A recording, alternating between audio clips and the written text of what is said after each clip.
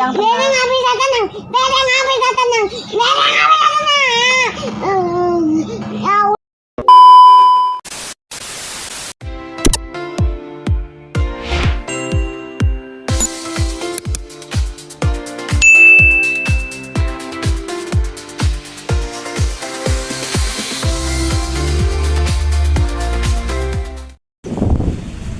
baik, assalamualaikum warahmatullahi wabarakatuh.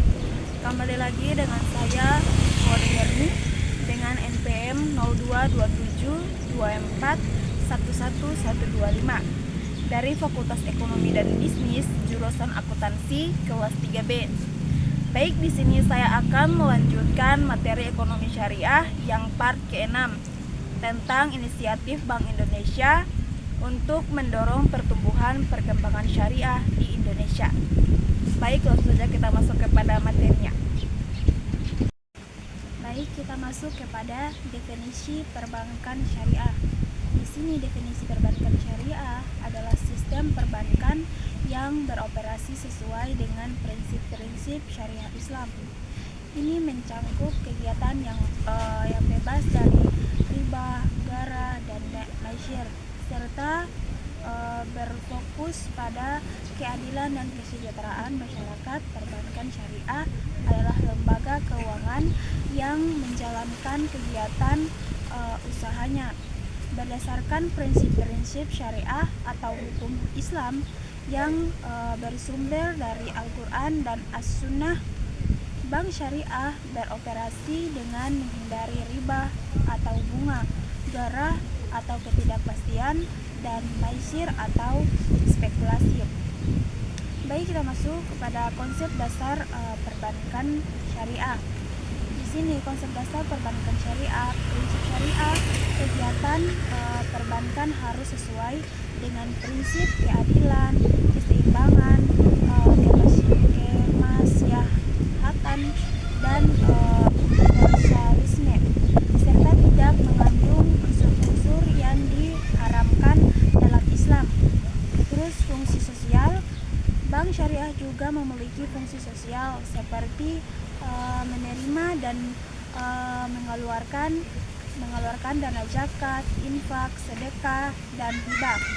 Terus ada dengan akad nikah.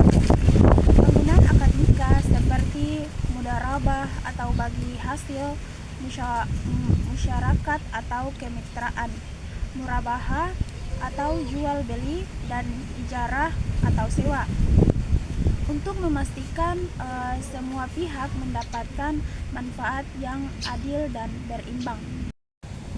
Baik, kita masuk kepada regulasi Bank Indonesia. Di sini Bank Indonesia telah menerbitkan berbagai regulasi untuk mendukung perbankan syariah, termasuk standar akuntansi, pengawasan, dan pengaturan produk keuangan. Ini bertujuan untuk memastikan berkelanjutan dan stabilitas sektor ini.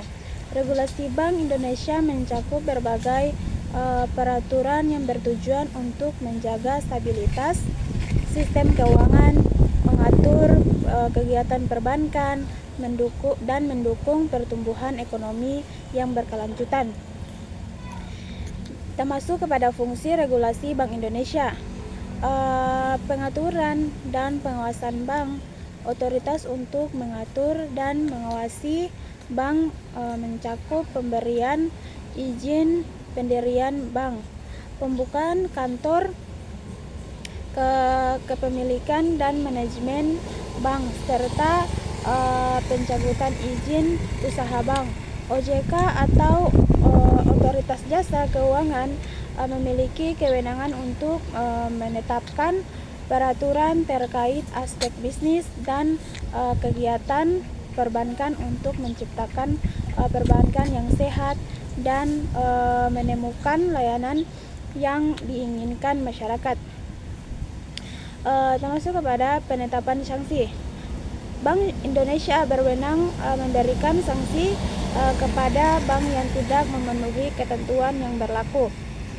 Terus penyelidikan, OJK berwenang melakukan penyelidikan terhadap tindak pidana di sektor jasa keuangan, termasuk perbankan. Hasil penyelidikan diserahkan kepada jasa untuk penuntutan. Baik, kita masuk kepada inisiatif pemasaran. Bank Indonesia meluncurkan inisiatif pemasaran untuk meningkatkan kesadaran masyarakat tentang perbankan syariah. Kegiatan ini mencakup kampanye edukasi dan promosi produk syariah untuk menarik bagi masyarakat luas.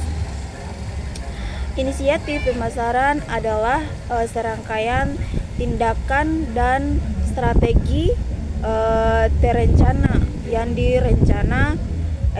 yang dirancang untuk mempromosikan produk, layanan atau merek dengan tujuan meningkatkan kesadaran, menarik pelanggan dan mendorong penjualan.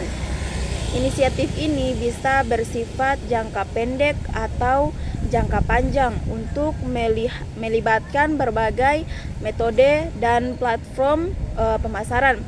Kita masuk kepada jenis-jenis inisiatif pemasaran. 1. Pemasaran digital. SEO mengoptimalkan konten online agar mudah ditemukan di mesin pencari. 2. Pemasaran konten. Membuat dan mendistribusikan konten yang relevan dan bernilai untuk menarik dan mempertahankan audiens. 3. Pemasaran media sosial. Menggunakan platform media sosial untuk berinteraksi dengan pelanggan, membangun merek, dan mempromosikan produk. 4. Pemasaran email.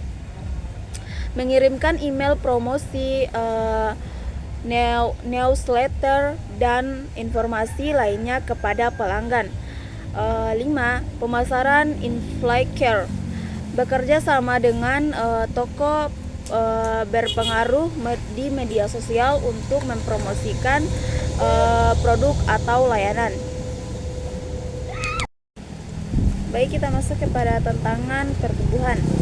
Meskipun banyak inisiatif yang telah dilakukan, perbankan syariah masih menghadapi tantangan seperti kompetensi dengan bank konvensional dan kurangnya pemahaman masyarakat.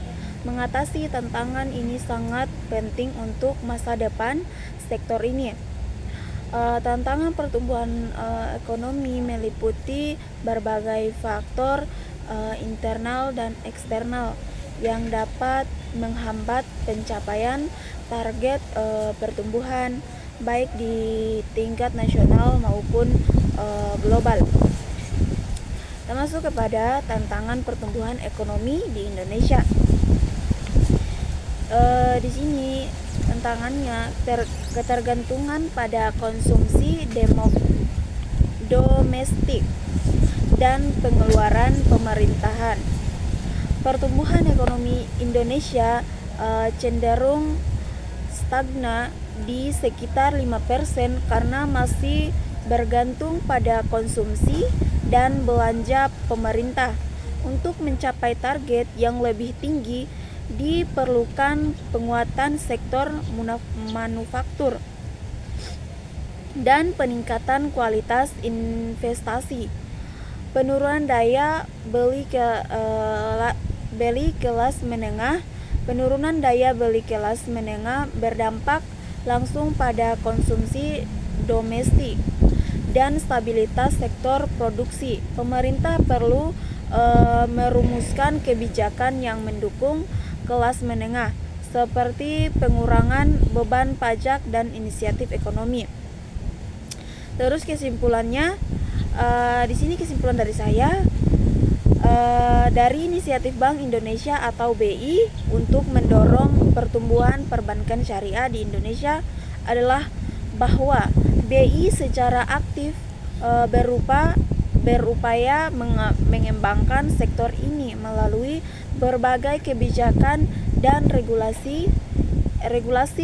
Upaya ini mencakup peningkatan literasi keuangan syariah, pengembangan produk dan layanan yang inovatif, penguatan infrastruktur serta harmonisasi regulasi agar sesuai dengan prinsip syariah dan pertumbuhan pasar. Dengan inisiatif ini, BI bertujuan untuk meningkatkan pangsa pasar perbankan syariah, mendukung inklusi keuangan dan berkontribusi pada pertumbuhan ekonomi yang berkelanjutan dan inklusi di Indonesia. Keberhasilan inisiatif ini memerlukan dukungan dari berbagai pihak termasuk pemerintah, lembaga keuangan syariah, dan masyarakat untuk menciptakan ekosistem yang kondusif bagi pertumbuhan perbankan syariah. Baik, itulah materi dari saya.